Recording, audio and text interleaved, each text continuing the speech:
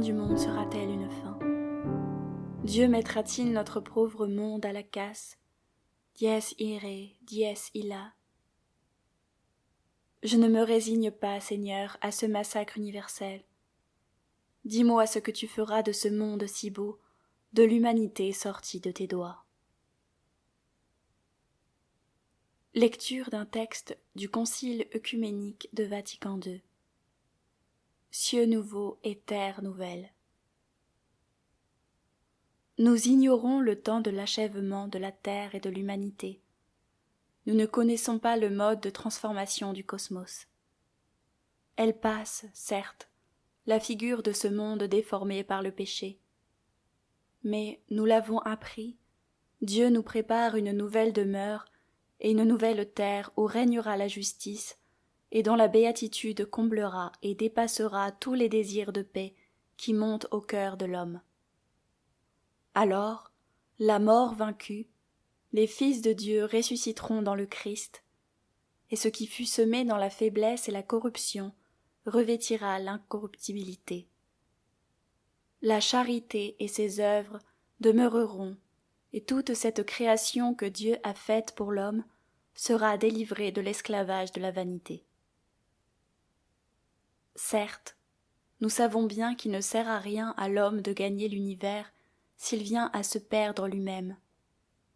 Mais l'attente de la nouvelle terre, loin d'affaiblir en nous le souci de cultiver cette terre, doit plutôt la réveiller. Le corps de la nouvelle famille humaine y grandit, qui offre déjà quelque ébauche du siècle à venir.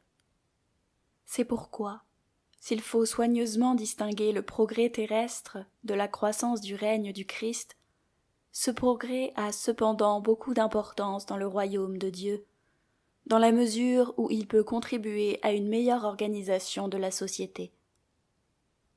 Car ces valeurs de dignité, de communion fraternelle et de liberté, tous ces fruits excellents de notre nature et de notre industrie, que nous aurons propagés sur terre selon le commandement du Seigneur et dans son esprit, nous les retrouverons plus tard, mais purifiés de toute souillure, illuminés, transfigurés, lorsque le Christ remettra à son Père un royaume éternel et universel, royaume de vérité et de vie, royaume de sainteté et de grâce, royaume de justice, d'amour et de paix.